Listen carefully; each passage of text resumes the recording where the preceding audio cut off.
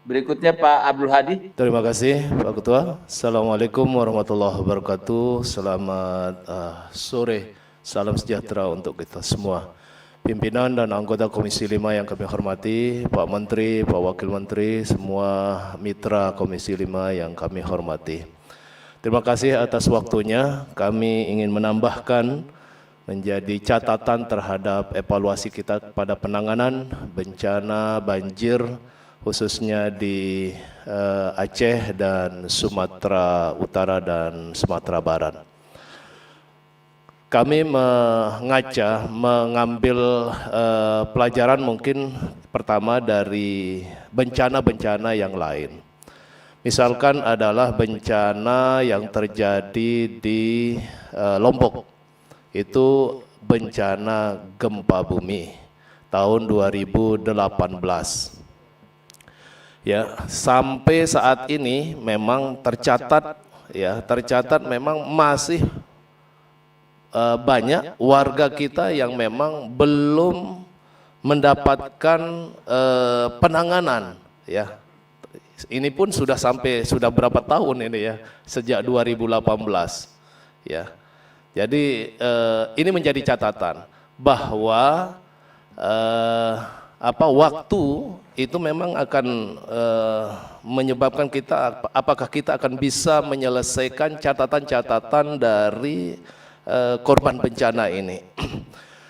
Kalau melihat dampaknya, apalagi sebelumnya juga tsunami Aceh itu sampai 5 tahunan, ya sampai 5 tahunan. Itu juga menjadi catatan. Kalau Aceh hanya satu provinsi, lah ini yang kita tangani adalah 3 provinsi yang jelas lebih luas, lebih besar, dan lebih banyak biaya yang akan kita selesaikan. Nah, inilah yang saya minta agar kita lebih terkoordinasi, lebih cermat, dan lebih tepat kemudian penyelesaian dari penanganan bencana kita ya ke depan.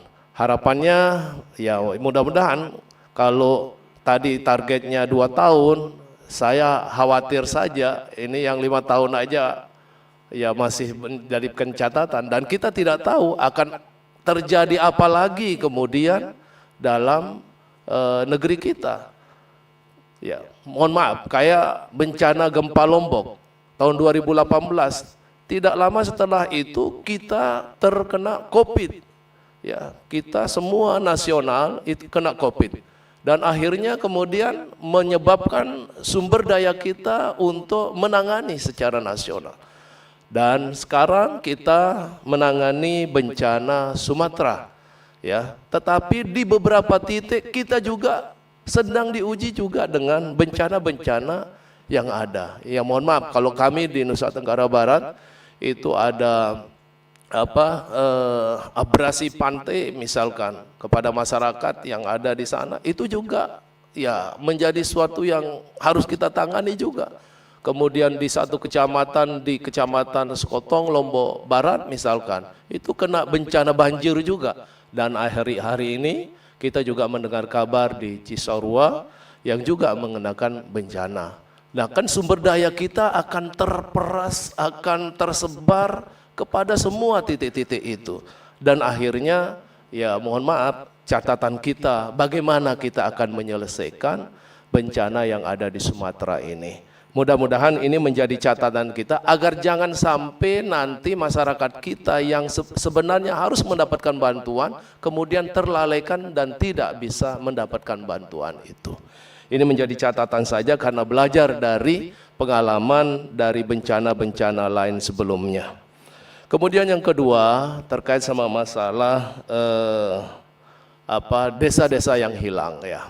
Jadi laporan dari Kementerian Desa juga telah memberikan catatan sekian ribu desa yang menjadi temuan bahwa terdampak dan beberapanya yang hilang.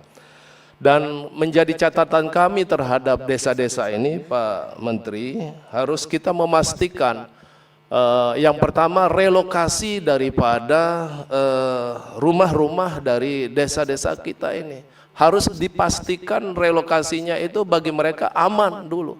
Kita minta agar tempat yang akan direlokasi itu adalah dipastikan aman, tidak mungkin akan menjadi lokasi yang ya, berdampak kembali berikutnya. Dan yang kedua adalah kepastian hukum atas tanah-tanah yang akan kita tempat relokasi itu akan ditempatkan masyarakat kita.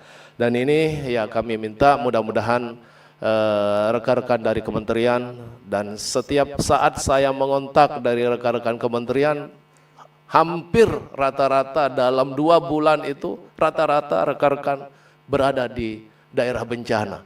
Itu yang saya kasihkan apresiasi bahwa kesungguhan rekan-rekan juga untuk menangani masalah bencana ini luar biasa, luar biasa. Oleh karena itu, tetapi jangan sampai kemudian hanya baru 2 bulan, 3 bulan kita menangani, tahun keduanya menjadi surut dan hilang.